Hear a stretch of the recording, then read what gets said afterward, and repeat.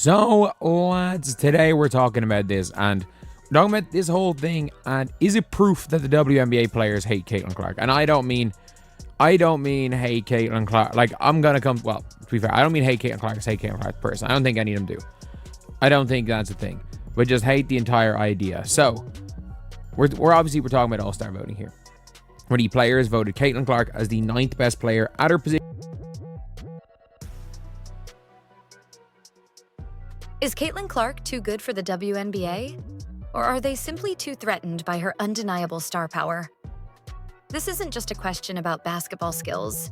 It's a deep dive into the complex dynamics of a league grappling with its own identity crisis in the face of unprecedented popularity, largely fueled by a single electrifying player. We'll unravel the layers of subtle and not so subtle resistance, the whispers in locker rooms, the strategic fouls, and the baffling decisions that paint a picture far more intriguing than any on-court rivalry.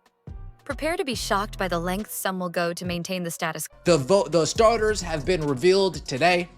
You got Aaliyah Boston, shout out to AB, Paige Beckers, Caitlin Clark, Nafisa Collier, Alicia Gray, Sabrina Ionescu, Aneka Ogwumike, Satu Sabali,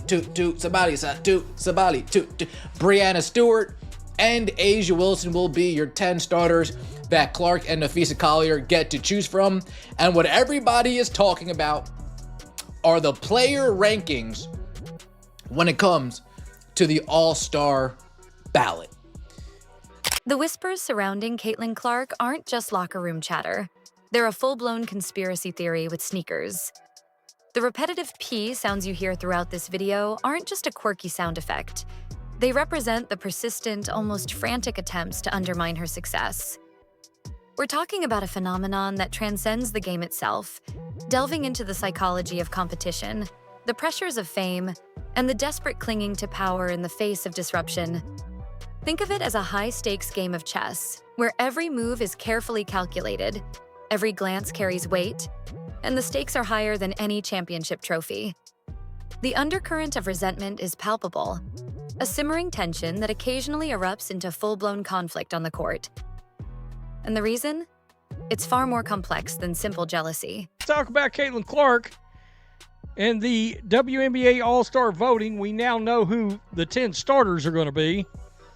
And we also got a peel back the curtain reveal on what the other players in the league think of Caitlin Clark.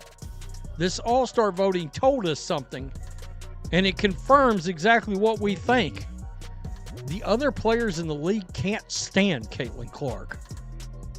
I mean, it's baffling.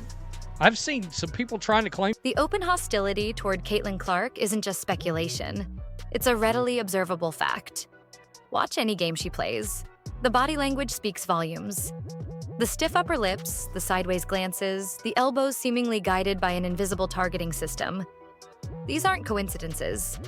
They're deliberate, almost ritualistic displays of resentment.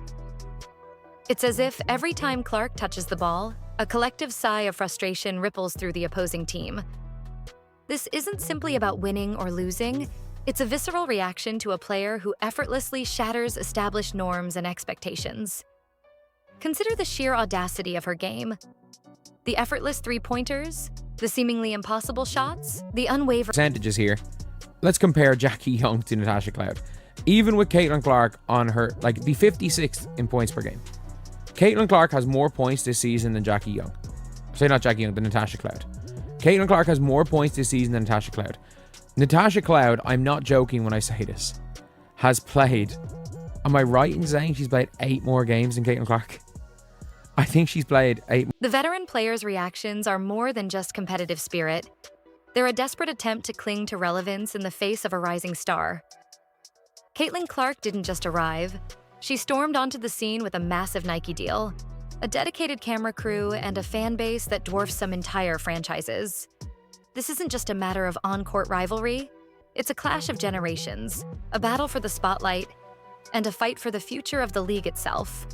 The Survivor Elbow Island analogy perfectly encapsulates the cutthroat atmosphere, where players are seemingly willing to do anything to maintain their position. The underlying fear is palpable. The fear of irrelevance, the fear of being overshadowed, and the fear of losing. Your guys' opinion, do you feel like Caitlin Clark gets kind of targeted at some of these games, or it's just basketball? Yeah, so she get targeted just like Jordan got targeted. It's a privilege. You're the best player. The Jordan rules. They had the Jordan rules. When you're so good, yeah, you're going to get targeted. It just is what it is. Absolutely. Like come on, man. You got to, like, when you at a disadvantage, like, I feel like, just like boxing or something, if you fighting against the best, you got to do something and junk it up. The resentment runs deeper than simple sports rivalry. It stems from a fundamental shift in the WNBA's power dynamics. For years, many players have toiled in relative obscurity, struggling to fill arenas and attract sponsorships. Suddenly, a rookie arrives and commands the national spotlight, capturing the attention of mainstream media and attracting a new generation of fans.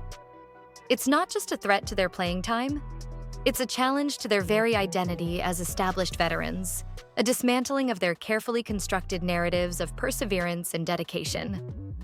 This isn't just about competition. It's about the existential dread of being rendered irrelevant in the face of overwhelming success. This is a generation of players who have been fighting.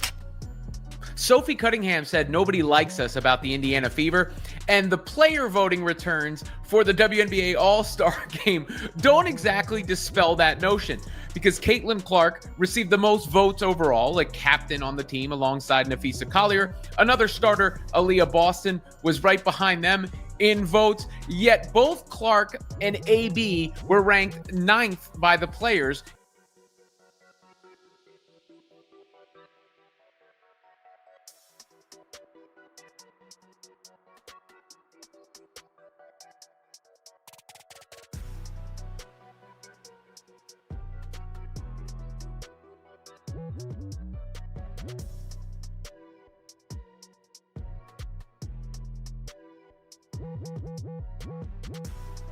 The irony is profound.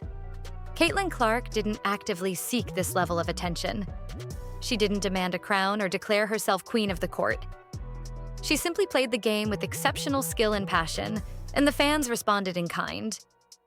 Her rise to fame wasn't a calculated campaign. It was an organic explosion of popularity, a testament to her talent and charisma. The league's response, however, reveals a deep-seated insecurity, a fear of change, and a resistance to embracing the very thing that could propel the WNBA to new heights.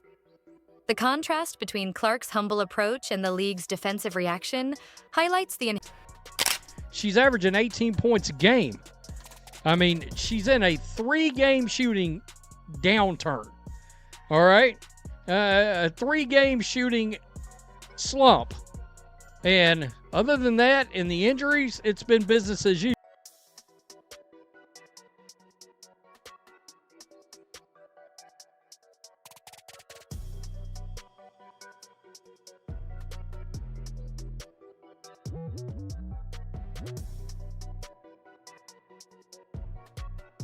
The league's response to Caitlin Clark's meteoric rise wasn't a welcoming embrace. It was a calculated campaign of subtle sabotage.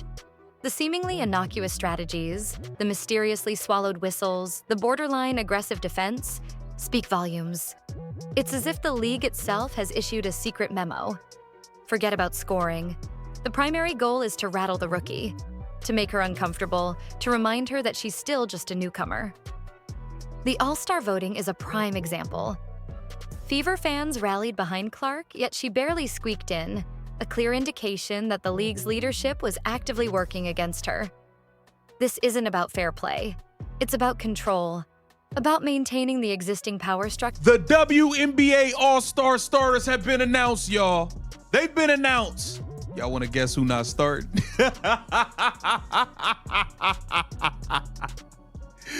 Hey, listen, some people don't belong in certain conversations. Do y'all want to guess who's not an all-star starter, y'all? It's a snub that should have been a starter. I got a couple people that I think should have been starting.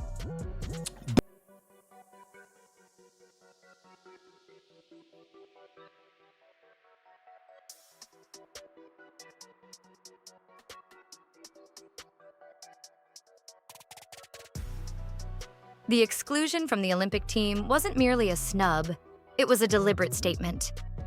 Imagine being the player who single-handedly boosts viewership, reignites national interest in women's basketball, and then gets relegated to the sidelines, treated as a mere background player in her own story. The league's justifications, the emphasis on experience, ring hollow. If it were truly about talent or popularity, Clark would be a shoo-in. The underlying message is clear. We appreciate your contribution to our ratings, but don't get too comfortable. This calculated omission sends a... When we talk about hatred, when we talk about jealousy, when we talk about pettiness, Caitlin Clark's name always pops up because that's what she receives on a daily basis. And for the players to vote her 9th in guards just lets you know how out of touch they are. And it's not because of her game. It's simply because of those 3 things that I mentioned. She was ranked 1st by the fans, which makes sense. She was ranked number 3 by the media, which kind of makes sense. Anywhere between the 1, 2, or 3rd, that's fine. And then she was ranked 9th by the players. And it's just so funny. 9th rated player for a guard. The confusion among Fever fans mirrors the league's internal conflict. While some celebrate Clark wholeheartedly, others actively work against her success. This division highlights the deep-seated discomfort within the WNBA, the internal struggle between embracing change and clinging to the familiar. The fan base itself is fractured, reflecting the league's own internal anxieties and contradictions. This isn't just a sports story, it's a case study in organizational psychology, revealing the inherent tensions between established power structures and disruptive innovation. The league is caught in a paradoxical situation, desperate for attention, yet unwilling to. Despite the concerted efforts to undermine her, Caitlin Clark continues to thrive, proving that even the most calculated resistance cannot extinguish a true star.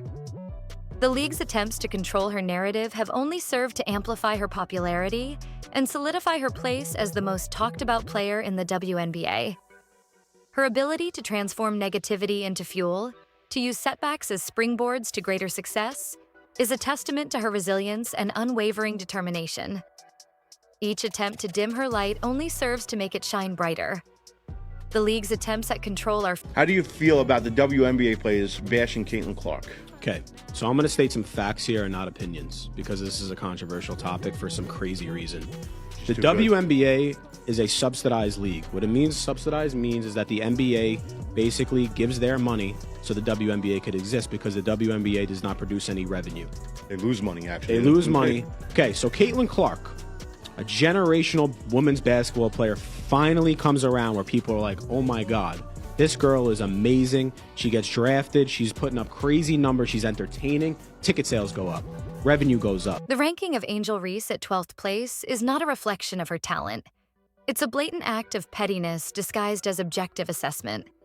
The fact that she's ranked behind players who are largely unknown to casual fans speaks volumes about the league's priorities. This isn't about skill or performance. It's about control and conformity.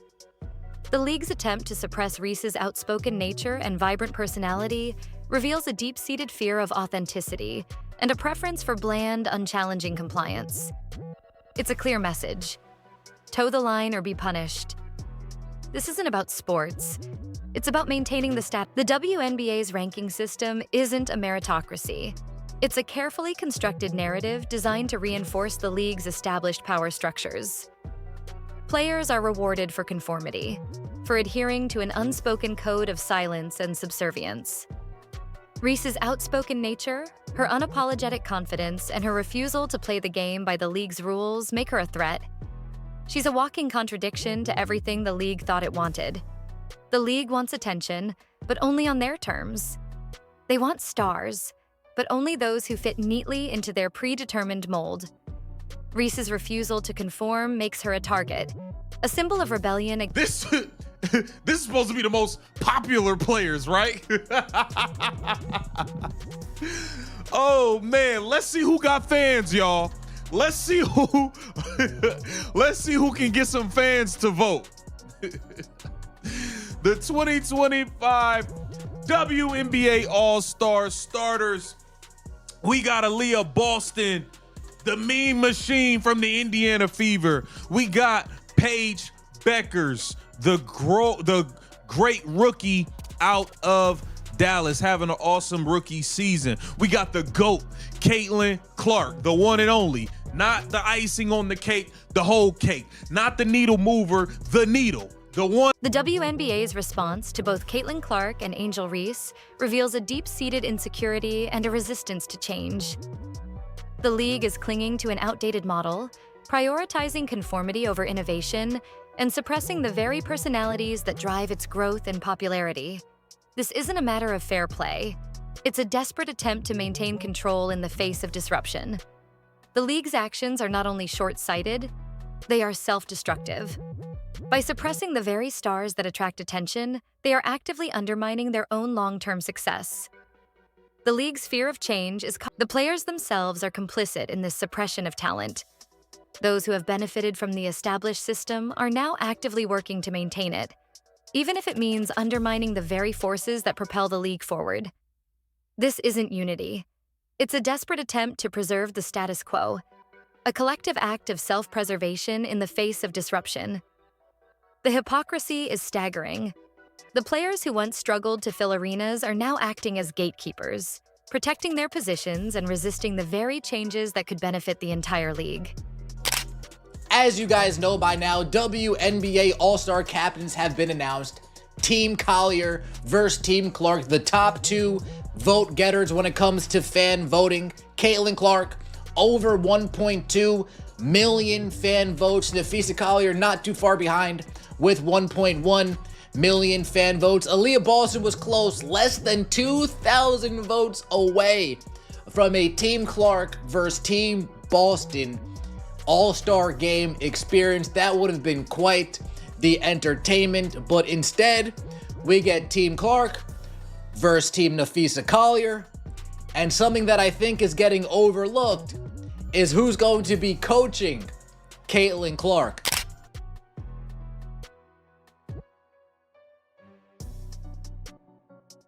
Caitlin Clark is more than just a player.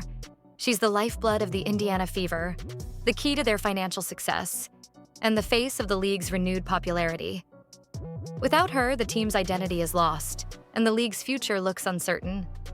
The absence of Clark isn't just a loss of talent, it's a gaping hole in the team's strategy, finances, and overall brand. Her absence exposes the league's over-reliance on a single player and the potential consequences of not nurturing and protecting its most valuable assets. The question is, will the league learn from this experience, or will they continue to repeat the same mistakes? The question of whether Caitlin Clark should play in the All-Star game isn't about her individual performance. It's about the league's willingness to prioritize the well-being of its players over short-term gains. The Fever's relentless pursuit of wins, even at the expense of Clark's health, reveals a dangerous prioritization of profit over player welfare. This isn't just about basketball. It's about the ethical treatment of athletes and the long-term sustainability of the league. The situation demands a critical evaluation of the league's approach to player management and the need for a more holistic and ethical framework for success. The league's actions have exposed a deep-seated prioritization of short-term gains over long-term. Better than you. Like, I don't understand, like, why, like, facts and opinion. Like, this is not an opinion. Caitlin Clark's putting up better numbers than you guys ever did, and she's bringing the league attention, which is great for all the women coming up in the world that want to play basketball, that want to have a life and create a life for themselves by being a professional athlete, because women deserve that. So now you're going to turn around and you're going to try to beat her up on the court, and you're going to try to trash her on social media, and you're going to try to trash her on, like, live TV. Come on.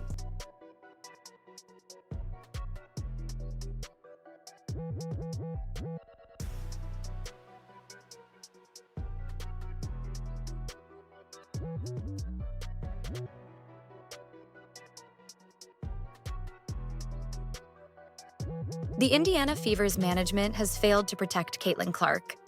They've exploited her talent for short-term gains, ignoring the warning signs of burnout and injury. Their relentless pursuit of victory, fueled by the lucrative possibilities of Clark's presence, has blinded them to the risks of overworking their star player. This reckless approach to player management is not only unethical, it's unsustainable. The league's failure to prioritize player welfare is a recipe for disaster, threatening the long-term success of both the team and the league as a whole. The Fever's decision to prioritize short-term gains over long-term player health has backfired spectacularly. The warning signs were there: the slowing pace, the less sharp cuts, the shorter shots. But they were ignored in the pursuit of immediate success and the lucrative opportunities associated with Clark's presence. This reckless decision-making has resulted in a catastrophic injury, highlighting the dangers of prioritizing profit over player welfare. The consequences are far-reaching, exposing not only the flaws in the Fever's management, but also the systemic issues within the league as a whole. This isn't just a sports story. Caitlin Clark's injury is a wake-up call for the entire WNBA.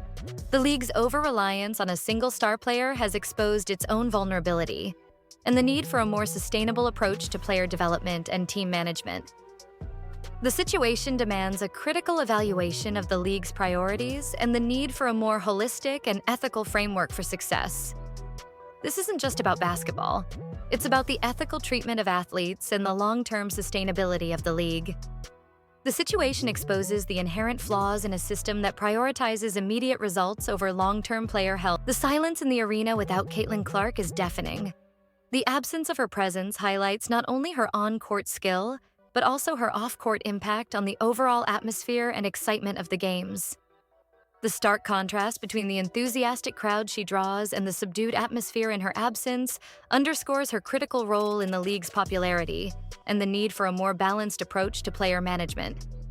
The emptiness is a stark reminder of the WNBA's over-reliance on a single star player and the potential for catastrophic consequences when that player is unavailable. The silence is a powerful statement in itself. Caitlin Clark's injury should serve as a moment of reflection for the WNBA. The league needs to learn from this experience, prioritizing player welfare and long-term sustainability over short-term profits. The over-reliance on a single star player is a dangerous strategy, and the consequences of this approach are now painfully clear. The league needs to implement systemic changes to ensure the well-being of its athletes and create a more sustainable model for success. This isn't just about winning games. It's about creating a healthy and equitable environment for all players. The future